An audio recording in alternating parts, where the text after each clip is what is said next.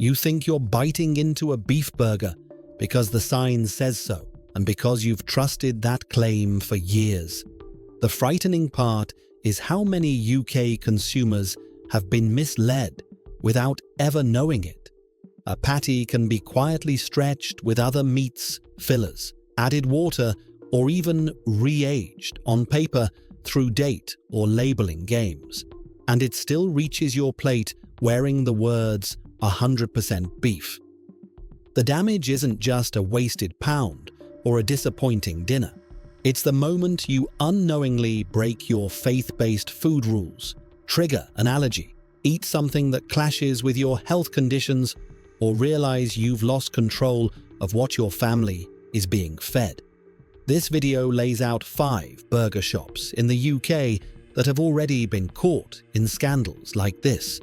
Watch through to the end, because the goal here is simple: help you spot the risk before your next bite turns into a real problem. 5. Byron Burger. Somewhere between a gourmet burger and a safe choice, Byron built its reputation. Walk into a Byron in the UK and you're sold a simple promise: better burgers, cleaner branding, and a menu that looks reassuringly straightforward. Plain grilled chicken burger. No sauce. Skinny. To anyone living with a serious allergy, those words read like a life jacket. But that is the trap, because in April 2017, an 18-year-old named Owen Carey ordered exactly that at Byron's O2 Arena branch in Greenwich. He told staff he had a dairy allergy. He chose the skinny grilled chicken burger with no sauce because nothing on the menu hinted at milk. No note about marinade, no warning of hidden dairy. Just a neat, calm description that quietly said, "You are safe here." What Owen did not know, what the menu did not say, was that the chicken was marinated in buttermilk. That is not some exotic ingredient. It is a common kitchen trick. Buttermilk tenderizes meat, keeps it juicy, gives that lightly tangy premium texture. In the back of house, it is routine. Out front, for someone with a milk allergy, it is lethal information. Owen was celebrating his 18th birthday. He had been careful his whole life, used to telling servers his allergies, used to scanning menus like a bomb technician. The inquest later heard he was clear with staff. Yet Byron's system relied on a separate allergy guide and verbal communication in a busy restaurant. At that time, the menu itself did not list buttermilk or any dairy-based marinade for that burger. Allergen details sat on the back of the menu in small print, something even lawyers argued can be missed in real-world conditions. He ate about half the burger. Within minutes, he started to feel the warning signs. He and his girlfriend left, planning to continue their day out in London. Less than an hour later, near the London Eye, he collapsed. Paramedics tried to save him. He died at St. Thomas's Hospital about 45 minutes after collapsing. The coroner's conclusion was blunt. The menu was reassuring, in a way that misled him into thinking the meal was safe. Now here is the part that should make every viewer uneasy. This was not a freak medical mystery. This was an information failure, a supply chain of words. Buttermilk was part of the recipe. The kitchen knew it. The corporate allergen guide knew it. But the menu that customers actually see, silent. So a plain burger was not plain at all. It was plain looking, while carrying an ingredient that changes the risk level from dinner to emergency. After Owen's death, Byron argued that their allergen process met industry standards and suggested he should have asked again. And that is exactly the problem. UK restaurant allergen rules still allow critical information to live off menu, in binders, guides, or a quick chat with a rushed server. That system works only if every step goes perfectly. The customer remembers every question, the staff hear it clearly, The staff know the recipe update, the guide is current, and no one makes a human mistake. Owen's family called that what it is, Russian roulette with other people's lives. They pushed for Owen's Law, a simple change requiring restaurants to list key allergens directly on each dish, not hidden in an appendix. Because after Natasha's Law forced full allergen labeling for pre-packed foods, the gap became obvious. Grab a labeled sandwich in a fridge and you get a full ingredient list. Order a burger in a restaurant and you are expected to interrogate the menu like a detective. That should not be the price of eating out. So when you hear gourmet, skinny, plain, no sauce, do not translate that as safe. Translate it as ask again. Ask what it is marinated in. Ask what it is brushed with. Ask what is in the grill seasoning. Because in a modern chain kitchen, flavor comes from layers you never see. Dairy washes, glazes, spice mixes, pre-prepped components. One missing word on a menu can be the difference between walking out smiling and never walking out at all. That is the uncomfortable truth Byron exposed for all of us. You are not just eating a burger. You are trusting a system to tell you what is inside it. And when that system lets buttermilk hide behind the word plain, you are not eating the meal you ordered. You are eating whatever the paperwork forgot to warn you about. 4. Wetherspoons. Wetherspoons is one of those places Britons grow up trusting without thinking twice. You walk in for a cheap pint, a steak and burger night, and the quiet comfort that a national chain must be safe. The menus say freshly cooked. The prices say too good to pass up. And after a long day, most people don't want a lecture on supply chains. They want dinner. But there was a moment in the UK when the word fresh at Wetherspoons didn't depend on the cow. It depended on the sticker. In January 2018, Wetherspoons suddenly pulled steaks and other beef products from its pubs across the country.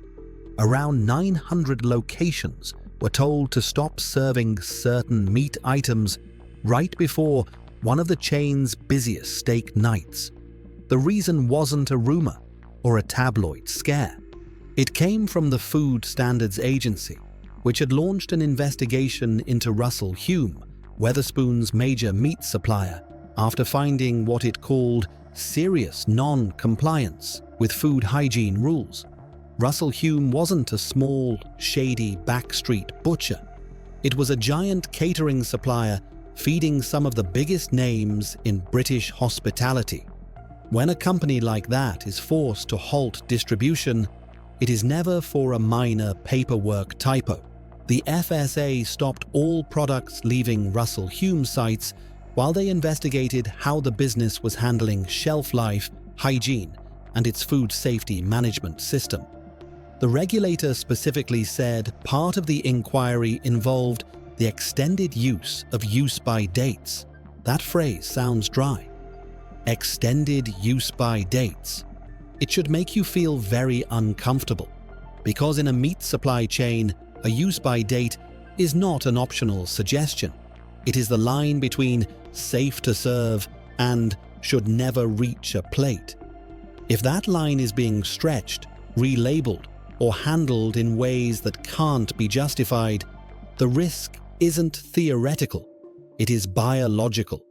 It is the difference between beef that has been kept within safe limits and beef that has been given a second life on paper. The public didn't get a neat CCTV montage. What they got were fragments that mattered more. Inspectors walking into facilities, discovering hygiene failures they judged systemic, and ordering a freeze on distribution. Reports described mismatched documentation, labels that didn't align with traceability records, and real concerns about whether products on the market truly matched the dates on their packaging. Here is why this hits burger lovers in the gut. Wetherspoons doesn't grind beef in the pub the way your local butcher does. Like most large chains, the pub kitchens receive beef already processed and portioned by a central supplier. Steaks, gammon, and burger patties are part of the same industrial stream. Your pub chef isn't checking the slaughter date. They are trusting the supplier's label. When the supplier's label becomes the question mark, everything built on it becomes a gamble. And yes, Russell Hume insisted at the time that the withdrawal was precautionary and that there was no proof meat was unsafe. But that's exactly the point. In a system this big, by the time you have proof, you already have victims. Food safety is supposed to prevent the proof from ever happening. Russell Hume collapsed into administration within weeks. Hundreds of jobs vanished overnight. That doesn't happen because of one small misunderstanding. It happens because the industry saw a supplier so deeply compromised that major clients couldn't risk staying on board. Now ask yourself what that means for you as a customer. It means you could be eating a fresh beef burger that is only fresh in the sense that the sticker says so. It means your safety depends on whether a distant factory handled dates honestly, stored meat correctly, and followed hygiene rules you will never see. It means a cheap burger on a Tuesday night can be the end point of a supply system that for a period of time could not demonstrate it was doing the basics right. And the deeper fear is this: the FSA didn't stumble on Russell Hume in a routine check and shrug it off. It took intelligence, a targeted inspection, and then a nationwide clampdown. Even with a regulator in place, a major supplier could run badly long enough to supply millions of portions before the alarm was pulled. So why avoid Wetherspoon's burgers when this story comes up? Not because every single burger today is dangerous. That would be an unfair claim. Avoid them because this case shows how fragile your freshness guarantee really is in a giant chain. You are not buying a burger made for you. You are buying trust in a label printed far away, inside a system that has already been caught playing games with time. In this story, the beef didn't change. The numbers on the sticker did. And when an industry trains itself to believe the sticker more than the clock, you are not eating fresh food. You are eating whatever the paperwork decided was still profitable to serve. 3. McDonald's UK. McDonald's UK knows exactly what you want to hear. 100% British and Irish beef. It sounds like safety in a sentence. A Big Mac feels local, familiar, predictable. You are meant to believe that once the cow is British, the story ends at the grill. But that is only the surface truth. The real story lives behind the patty, in the invisible parts of the system that keep beef cheap enough to sell by the million. Beef in Britain does not exist in a sealed bubble. Modern cattle supply chains depend on feed, and in Europe, that feed depends heavily on imported soy. Soy is crushed into protein meal and funneled into animal diets across the continent, including the wider networks that support fast food. This is where your burger picks up a second passport. The patty may be British. The footprint that helped create it often is not. McDonald's is not silent about this. The company says it is working with suppliers to reach deforestation-free soy and to protect forests, with an explicit target to have a deforestation-free soy supply chain by the end of 2025 in the UK. McDonald's UK and Ireland also signed the UK Soy Manifesto, an industry pledge to ensure all physical soy shipments to the UK are deforestation and conversion-free by 2025. So on paper, the promise is there. The anxiety comes from what investigators keep finding in the layers beneath the paper. Environmental groups and major outlets have repeatedly warned that global soy and meat traders, the middle giants feeding Europe's livestock system, still carry deforestation risk from places like Brazil's Cerrado and the Amazon. Those reports have named companies such as Cargill and Bunge in soy routes tied to land conversion, and have specifically highlighted links between Brazilian deforestation soy and UK fast food supply chains, including McDonald's. To be clear, this is not a claim that every McDonald's burger contains illegal forest. The system is subtler and more dangerous than that. High-risk soy can be mixed with low-risk soy in bulk, then sold as one commodity. Once it enters feed, the origin becomes unreadable to the consumer. The end product looks clean. The trail behind it is not always traceable at the level customers assume. And in 2025, the guardrails that were meant to keep soy out of newly deforested Amazon land started wobbling. Brazil's soy moratorium, the voluntary agreement credited with slowing Amazon deforestation by blocking soy grown on land cleared after 2008, has faced escalating attacks and partial suspension moves, with legal battles still unfolding. Environmental groups warned that weakening it could open vast areas to new clearing. Global brands like McDonald's are stakeholders in the moratorium system, which means any rollback raises risk for soy flowing into international supply chains. Now let us talk about what this means for people watching in the UK right now, because the impact is not theoretical. First, your wallet. Extreme weather linked to climate change is already pushing up UK food prices.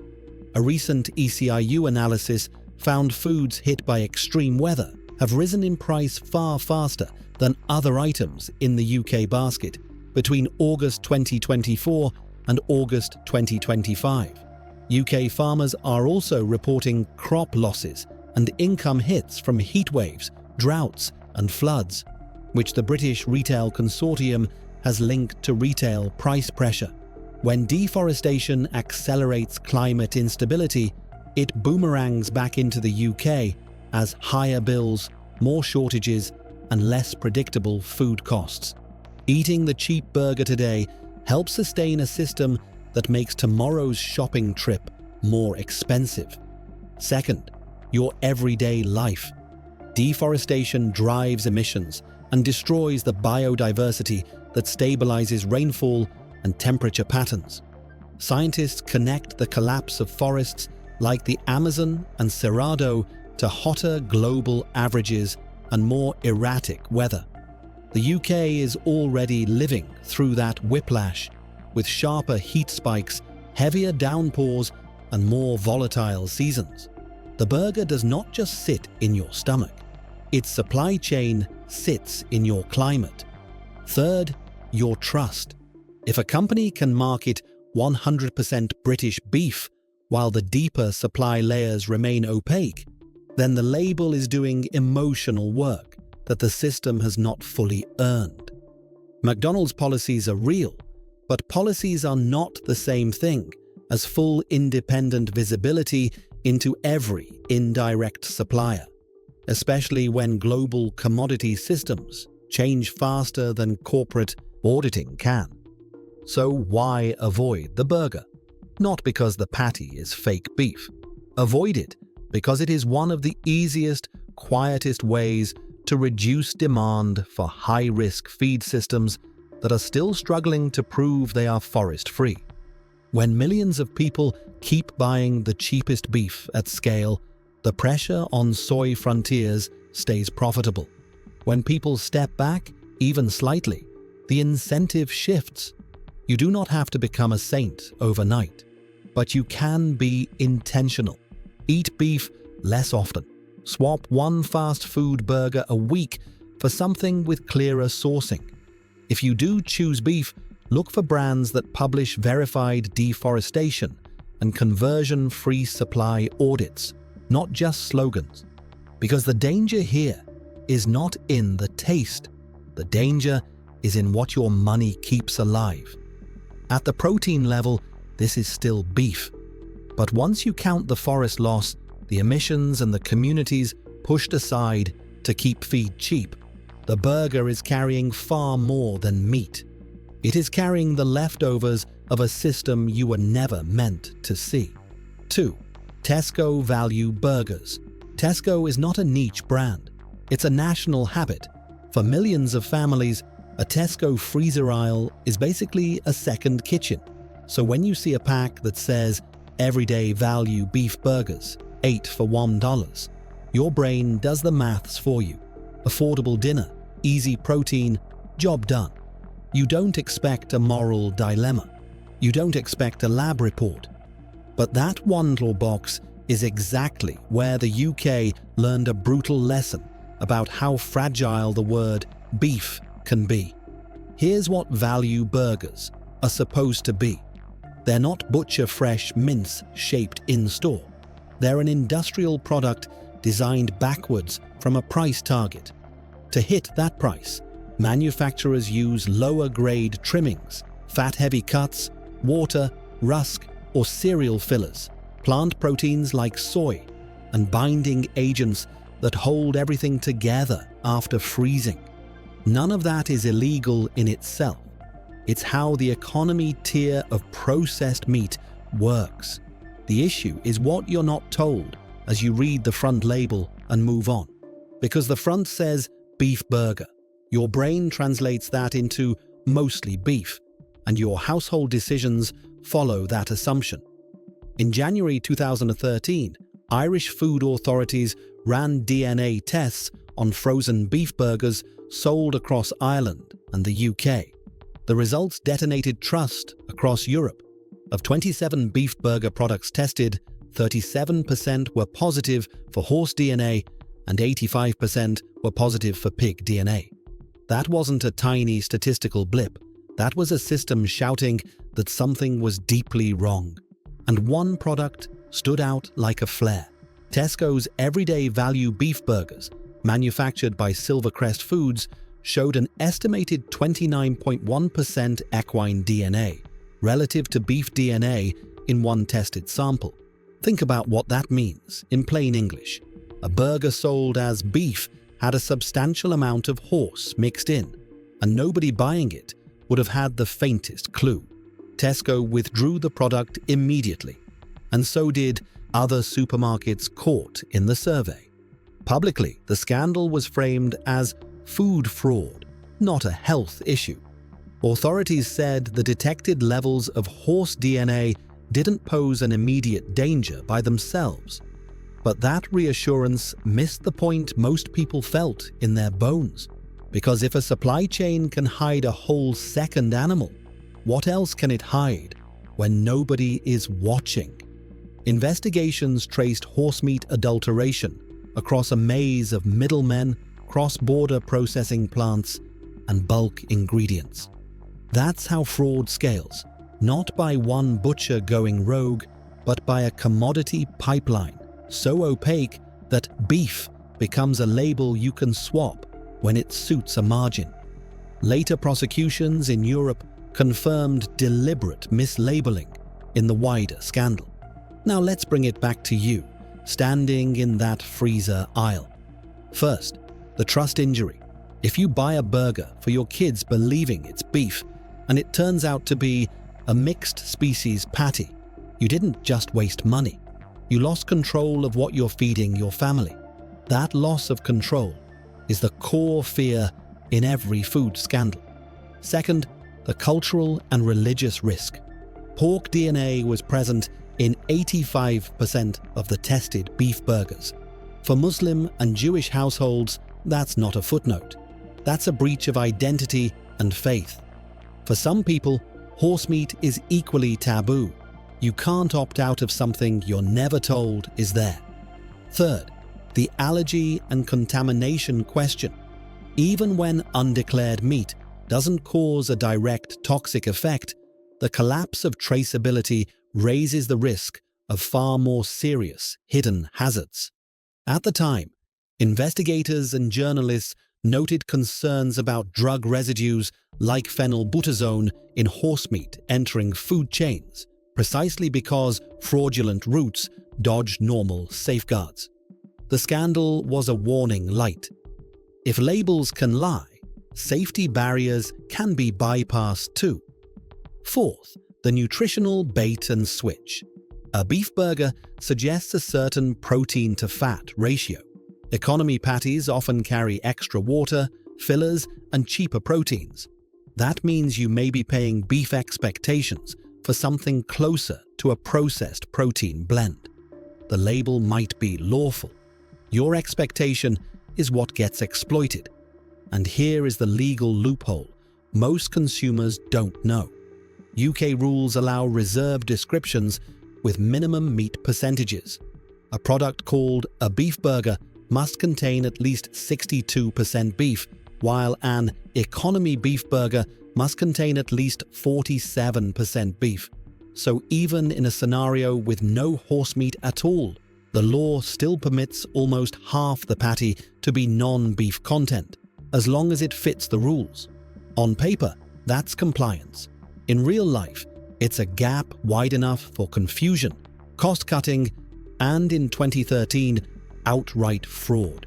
So why should you avoid Tesco value burgers when this history resurfaces? Not because every pack today contains horse. There's no evidence to claim that. Avoid them because the scandal teaches you something uncomfortable about the value tier. It is the part of the market most exposed to hidden substitutions when margins tighten. The cheapest burger is where the system has the strongest incentive to get creative. And you don't find out you've been substituted until after you've eaten it. With ultra-cheap burgers, you're not only paying for beef, you're paying for the space in the rules that allows almost anything to be blended in, as long as the front label still gets to say beef. 1. Burger King UK. Burger King wants you to believe the moment you bite into a Whopper, you know exactly what you are eating. 100% beef. 2 words printed like a guarantee, repeated so often they feel almost scientific. For years that slogan did its job. Millions of people walked past the flame grill smell, ordered their usual, and never once questioned whether the meat was truly what the sign promised. Then 2013 happened, and for a lot of British customers, the word beef never sounded as solid again. The horse meat scandal didn't start as gossip. It started in a laboratory. Ireland's Food Safety Authority ran DNA tests on frozen beef burgers sold across Ireland and the UK, and found that a significant chunk of products labelled beef contained undeclared horse DNA, and many also contained pig DNA. This was a Europe-wide food fraud crisis, not a small local mistake. Burger King UK was pulled into that same storm because of one critical detail most customers never see. Your patty doesn't come from the back of the restaurant. It comes from one of a few giant processing plants that feed the entire system. In Burger King's case, a major supplier at the time was Silvercrest Foods in Ireland, part of the ABP Food Group. One plant, one pipeline. If anything goes wrong there, it doesn't affect one shop. It affects hundreds of stores in a single breath. That is exactly what made the discovery so unsettling. Burger King said its own tests on patties taken from restaurants were negative for horse DNA, but independent samples taken at the Silvercrest plant showed very small trace levels of equine DNA. Burger King confirmed that Silvercrest had used a portion of beef imported from a non-approved supplier, breaching the promise of purely British and Irish beef. The company dropped Silvercrest as a supplier and switched sourcing to other European plants. Pause on that for a second. Even if the traces were small, the meaning was huge. A chain shouting 100% beef can still end up with a second animal in the supply chain.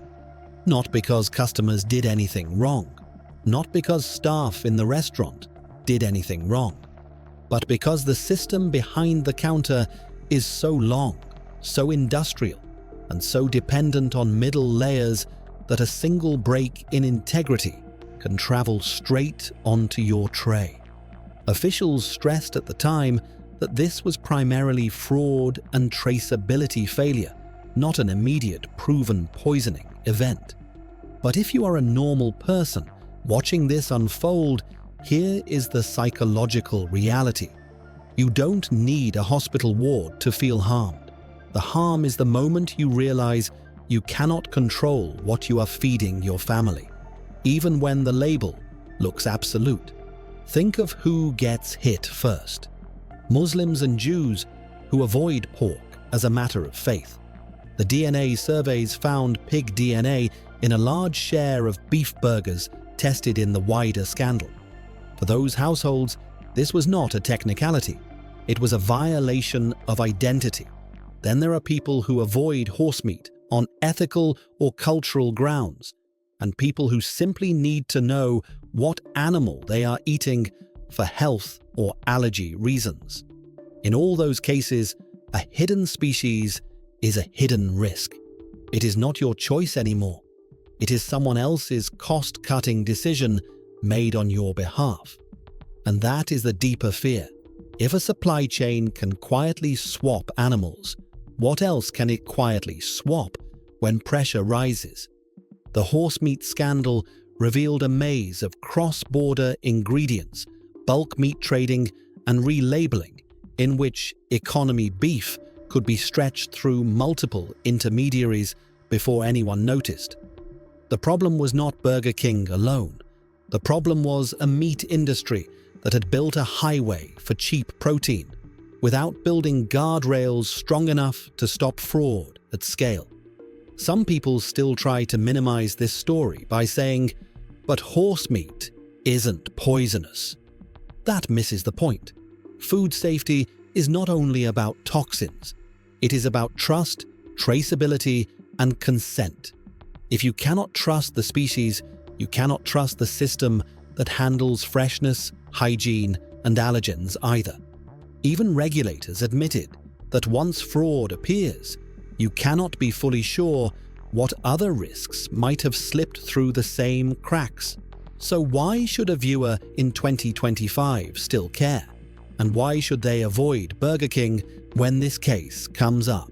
Not because there is evidence that today's Whopper contains horse. There isn't. Avoid it as a warning about scale. When you buy industrial beef at industrial volume, your dinner depends on a chain of honesty you will never see. And history has already shown that chain can fail, even under a brand that markets itself as certain. Because the lesson of Burger King 2013 is simple and brutal. A slogan can promise purity, a lab can prove contamination. And when 100% beef can carry horse DNA at the supplier level, you are not just eating beef anymore. You are eating whatever a fragile system managed to pass off as beef before anyone caught it. Now I want to hear from you. Have you ever bought a beef burger here in the UK and later felt something was off? The taste, the texture, even the way your body reacted. Tell me in the comments which chain you trust less after today and why. Your story might protect someone else who is about to walk into that place tonight. If this video helped you see what the menu does not say, hit like so more people get the warning, and subscribe for the next 5 brands. You deserve to know what you are paying for before you bite.